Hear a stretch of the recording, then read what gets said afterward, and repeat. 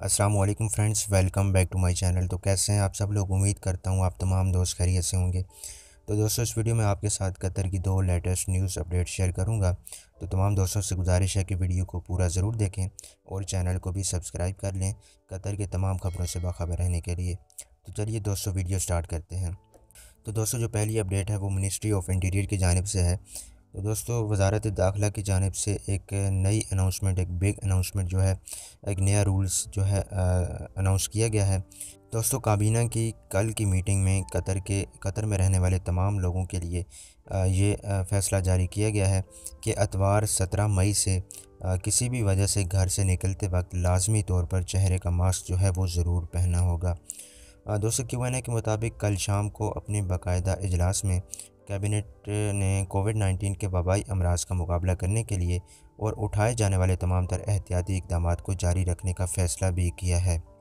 दोस्तों, क्यूएनए ने कहा कि वजारत ने एहतियाती तदाबीर को जारी रखने की तस्दीक की है और ये फ़ैसला किया है कि किसी भी वजह से घर छोड़ने पर चाहे आप बाहर मार्केट्स में जाते हैं या काम की जगह पे या कहीं भी, तो तमाम शहरियों और मकीनों को मास्क पहनने पर जो है ये सख्ती से पाबंदी करनी होगी। सिवाय इसके कि जब कोई शख्स गाड़ी अकेला चला रहा हो तो अगर वो मास्क नहीं पहनता तो कुछ प्रॉब्लम नहीं है, लेकिन अगर वो उसके साथ अगर कोई भी लोग मौजूद हैं गाड़ी में, जैसे उसके कोई फ्रेंड्स वगैरह या फैमिली मेम्बर्स, तो ये ड्राइवर की ज़िम्मेदारी है कि वो अपने साथ बैठे हुए तमाम गाड़ी में मौजूद लोगों को भी मास्क पहनने की हिदायत करे।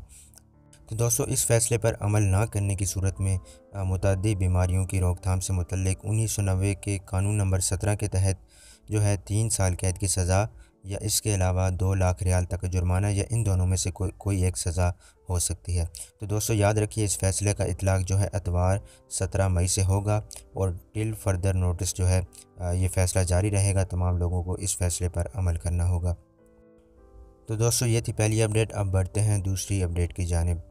तो दोस्तों, दूसरी अपडेट के मुताबिक कतर हुकूमत की जानिब से कहा गया है कि कोविड-19 वबाई मर्ज़ के उरूज के मरहले में जो कतर इस टाइम दाखिल हो चुका है, लेकिन इन हालात में और चूँकि पिछले हफ़्ते के दौरान इस मुल्क में कोविड-19 के वाक़यात में इजाफ़ा देखा गया है, इसलिए ये इंतहाई अहम है कि लोग एहतियाती और जिस्मानी और मुआशरती फ़ासलाती इक़दामात पर सख्ती से अमल करें।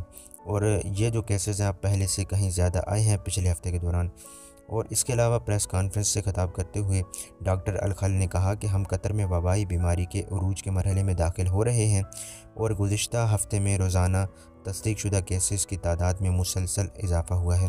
तो दोस्तों, कतर में अब तक कुल 28,272 पॉजिटिव केसेस आ चुके हैं और पिछले 24 घंटों के दौरान 1,733 मुकदमात दर्ज किए गए। तो ये मुल्क में वबा शुरू होने के बाद से रोज़ाना यानी डेली बेस के हिसाब से सबसे बड़ी तादाद थी कल के दिन।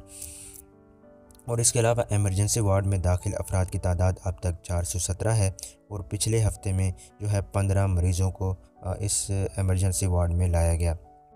इसके अलावा वजारत ने मज़ीद कहा कि लोगों के माबैन मुआशरती फ़ासले यानी सोशल डिस्टेंसिंग ना होने की वजह से पिछले हफ़्ते में केसेस की तादाद में इजाफ़ा हुआ है और उन्होंने मज़ीद बताया कि ये तादाद 50% से ज़्यादा बढ़ चुकी है और ख़ास तौर पर रमज़ान और ईद के दौरान ये बिल्कुल बहुत ही अहम है कि आप अपने घरों में ही रहेंगे और सिर्फ़ उस वक्त बाहर आप जाएंगे जबकि बिल्कुल बहुत ज़रूरी जो है काम ना हो।